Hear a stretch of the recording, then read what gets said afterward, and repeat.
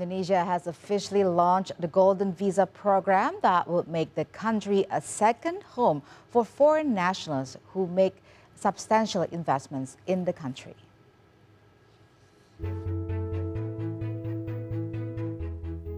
In his speech during the launching ceremony of the Golden Visa in Jakarta on July 25th, President Joko Widodo said the launching of the Golden Visa was intended to make it easier for foreigners to invest and contribute to Indonesia.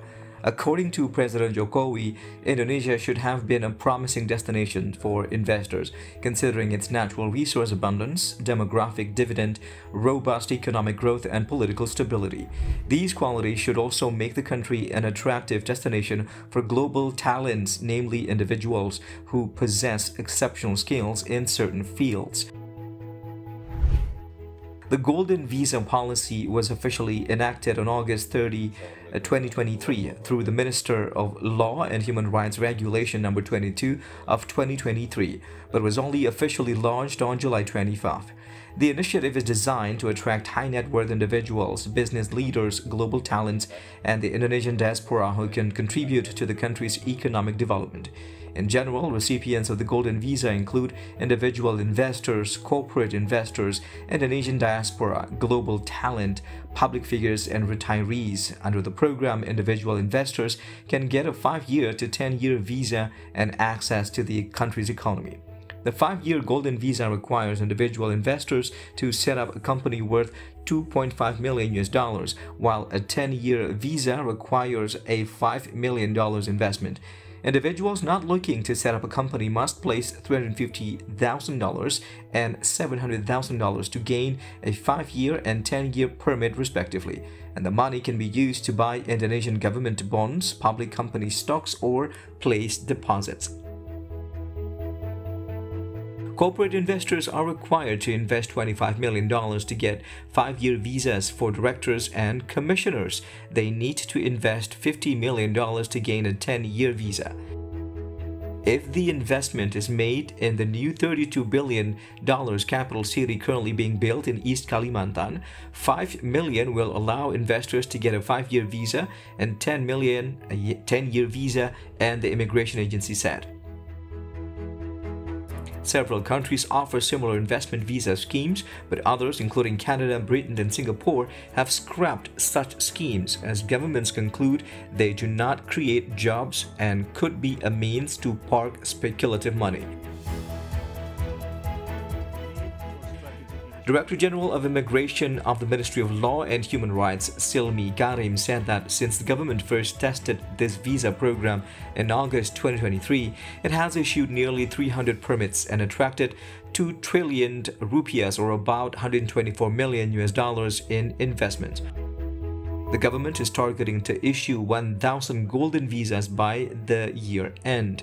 Silmi further said that the 300 foreign nationals who had received the Indonesian Golden Visa came from various categories, either those registered through companies or as individuals. Among the recipients are ChatGPT boss Samuel Altman and Indonesian national football team coach Shin Tae-yong, who received the Golden Visa directly from President Jokowi at the launching ceremony.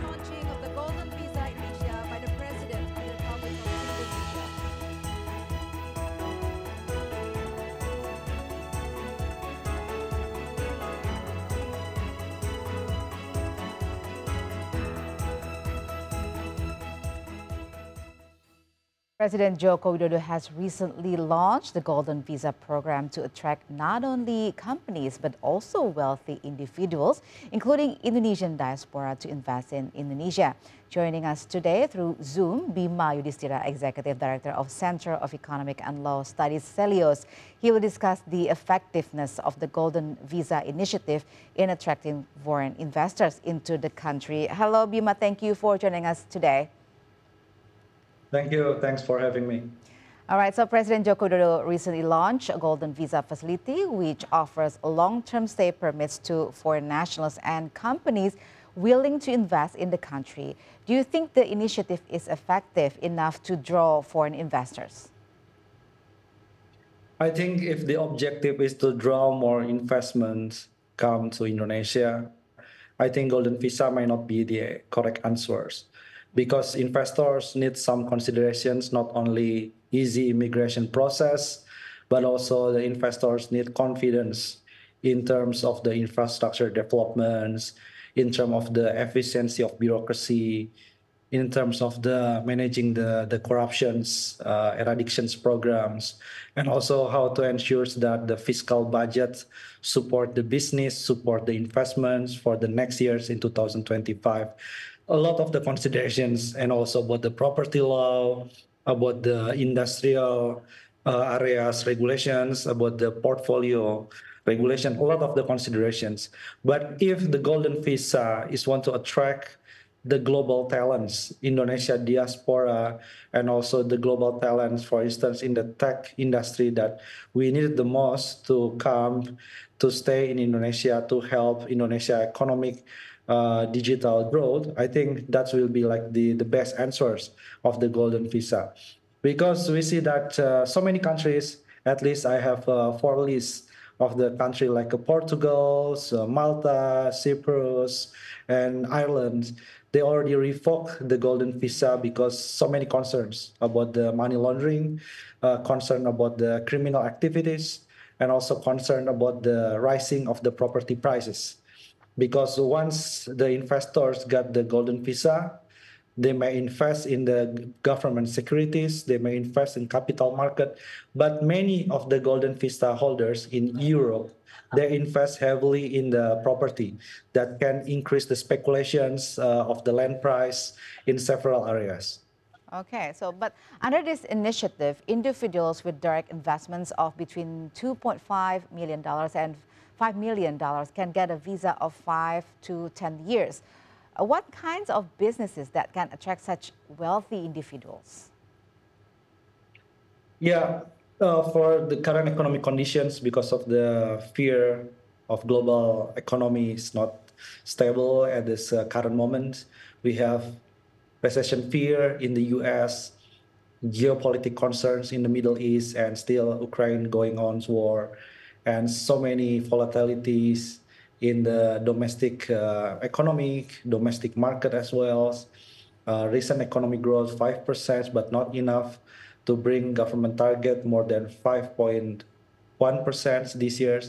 I think the type of the investments that may attract golden visa holders is still in the capital market. They can buy stock, they can buy mutual fund, they can buy government bond or debt securities that have around 6 to 7% yield per annum. But the other options, they may interest in the property like apartment, buying houses. As we can see that the golden visa holders also can have authority to own or lease the land. I think that will be like the best things that the golden visa have in mind.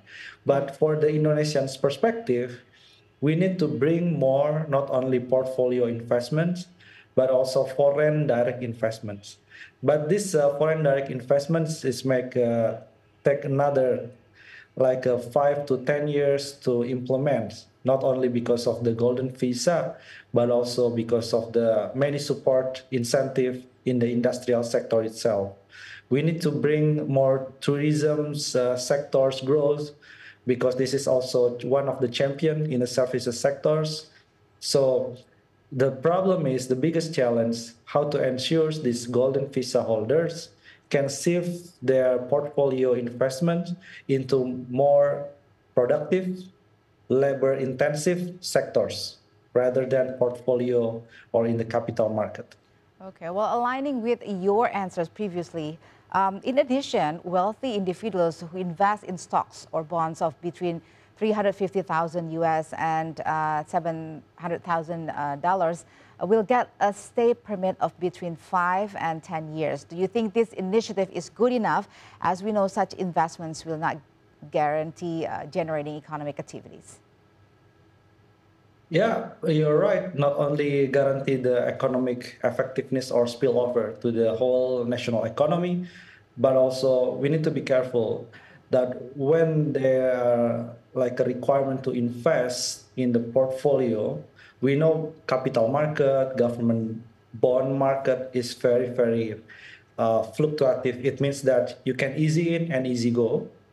So between that 5 up to 10 years, you get the golden visa. I think how the government can control the money. It is a very, very big challenges. How to ensure that the money is still there in Indonesian capital market and Indonesian government bond securities. But if not, they can have a golden visa, but the money is going to somewhere else. The money back to the overseas. I think that's also one of the biggest challenge in Portugal, why they decide to revoke the golden visa, because it's very, very have a little impact to the economic activity. So once they get the golden visa permit, I don't think they will just suddenly put their money in the very, very long terms, because capital market is very, very fluid. It's very, very liquid. So it may the money is not will be in the portfolio over the long run. So we must very, very careful about the capital outflow from the golden visa. Okay. Many countries have scrapped their golden visa facilities, just like you said, amid concerns that the initiative is being used to park illicit funds or for money laundering. So what should the Indonesian government do to prevent such illegal practices, since the golden visa of Indonesia has already launched? Yeah, I think that golden visa is also related to how the Indonesia will be perceived as a country that's safe, as a country that not welcoming any illicit drugs trade, illicit financial flows from the overseas, from the criminal activities overseas. Because what we see in today, that it's very, very hard even to tackle 600 trillion rupiah of the illegal gambling in Indonesia, online illegal gambling. That's become like a huge phenomenon. It's like a huge amount of money. They flow in other countries. They have headquarters not in Indonesia. That's the governments, the police even, is very, very hard to tackle that kind of the problems. So international flow of money, I think one of the biggest concern of the golden visa.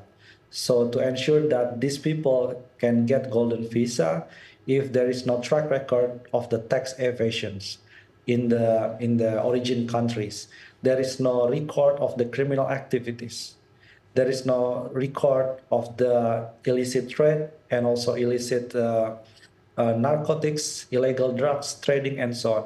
So how to do the proper background check? This is the most important things. Do not have a loose control over the background check before they entering Indonesia and get the golden visa. And also, this is interesting because Indonesia in the roads of the OECD accessions, we want to be the member of the OECD. And as we know that OECD put very, very high pressures, high standards to ensure country members didn't have any kind of a loose regulation in terms of the money laundering or transnational illegal activities involving bank and financial institutions. So if Indonesia want to become like a member of the OECD, I think we need to put more pressures how to handle corruptions, tax evasions, and money laundering across the holders of the golden visa. All right, so many problems to be tackled before the golden visa can be implemented smoothly. The golden visa facility is also given to the Indonesian diaspora, global talent, and public figures. In your opinion, what benefits Indonesia can get from them? Yeah, for instance, I will pick one example of the digital economy.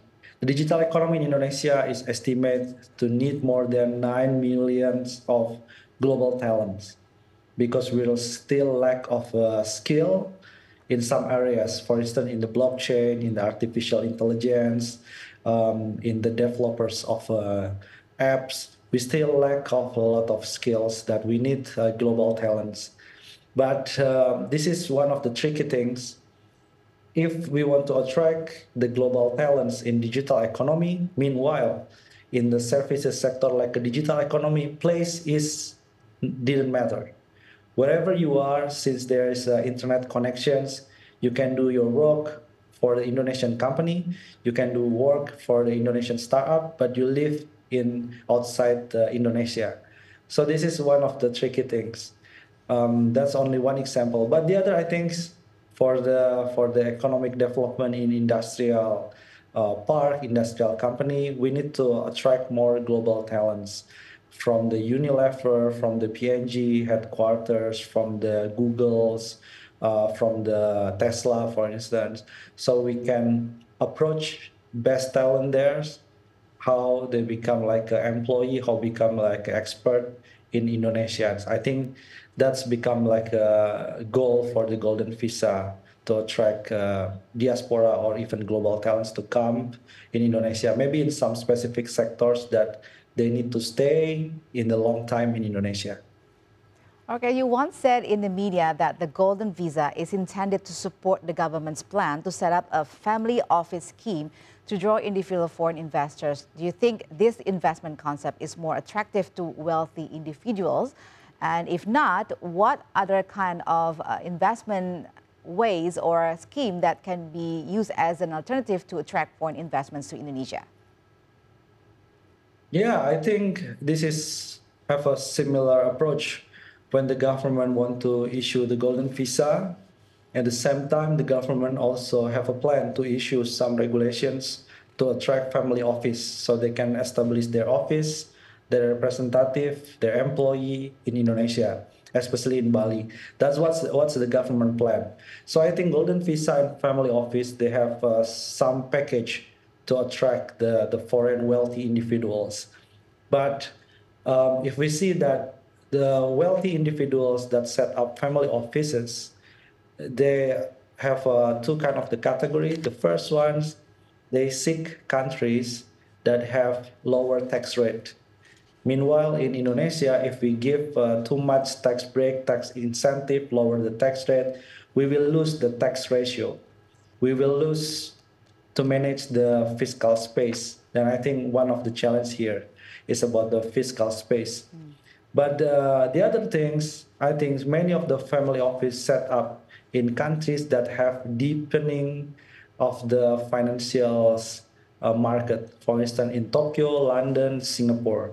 Why they choose to establish family office in that kind of the countries? Because the shares of the financial market to the GDP, the diversifications of the financial product is so huge, is so diversified. Therefore, the family office want to establish in kind of place. But in Indonesia, I think one of the things that we need to consider is how deep is our financial market. It's not that so deep compared with Malaysia, even compared with Thailand. We are far from the reaching out that our financial market can offer more of the product that suit the family office needed. Also, even compared with the Singapore, we are just lag behind in terms of the market product diversifications. So I think the other way around to attract wealthy individuals or to attract international company to invest, we need to back again about the fundamentals of the Indonesian economies. Strong and productive populations, demographic bonuses. I think that's one of the potentials to attract more investment, especially the FDI investments. And also how to increase the spillover effect of the infrastructures, how infrastructure can answer the logistic costs, interconnectivity, and how what ensures that we have a strong commitment for the green energy, for the green industrial park, and also for the better environment, because many of the wealthy individuals and family office, they also have higher standard in terms of the ESG, environment, social governance standards before they invest in a specific country. All right, strong and productive economic foundation. I echo you for that. And thank you very much, Bhima Yudhistira, for joining us today on Economic Outlook. Thank you.